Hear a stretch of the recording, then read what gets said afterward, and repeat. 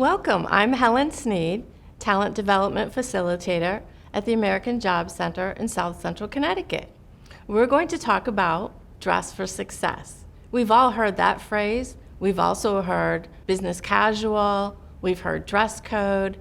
I thought today we'd talk about something that's a little bit perhaps more universal and maybe easier to follow. Simple, professional, and polished. So that's what we'll talk about today as we go over dressing for success and how it's actually a non-verbal form of communication when you enter a room. So let's dig in. As we talk about our attire and that non-verbal communication, it's important to remember three things. We want to say the right thing, do the right thing, and wear the right thing. And how do you know what's the right attire to wear? Knowing the environment.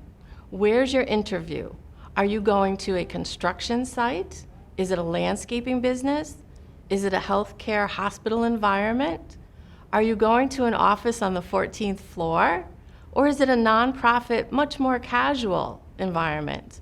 That's part of what you want to know while you're trying to decide what to wear. Is this interview going to be virtual? So is it a Zoom meeting? And you also want to pay attention what's behind you. Is it on the phone? They may not see you. Or is it face-to-face? All of that comes together in trying to decide what's the right thing to wear.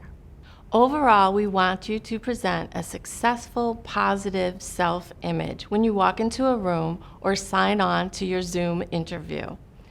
We want you to sit up straight, smile, be positive, and be confident you are a great candidate.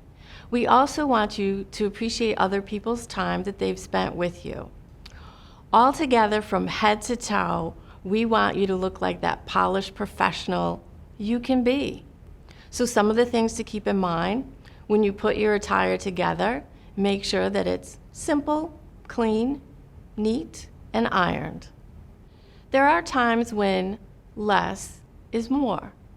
For example, less cologne or perfume, less accessories.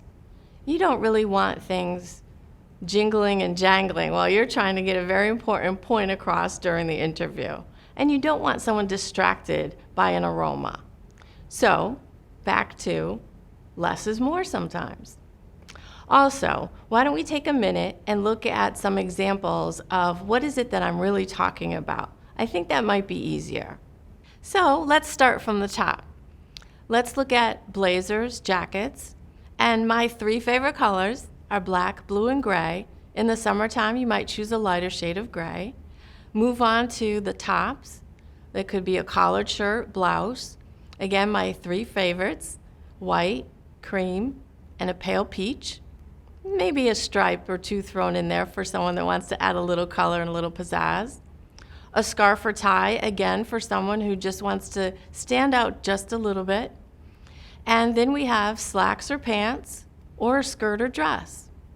If you are someone that prefers a skirt or dress, keep in mind length is important. Keep it to your knee or lower.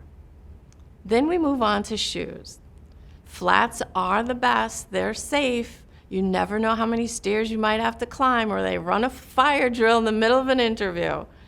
However, a short heel, a low heel, just not a heel that you would wear to dinner.